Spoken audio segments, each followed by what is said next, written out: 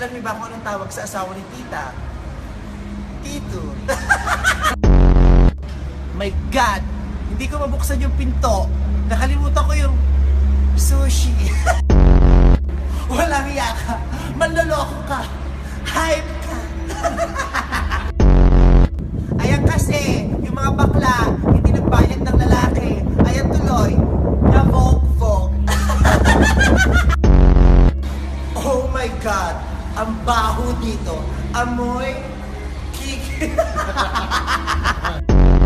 Pagbabiyahe ka, dapat wala ka masyadong dalang bagahe. Dapat, sambag lang. Ang kate! Ang kate! Ang daming ants! Dumaraan pa kami. Ayaw namin ng maraming kasama. Gusto namin, kami lang.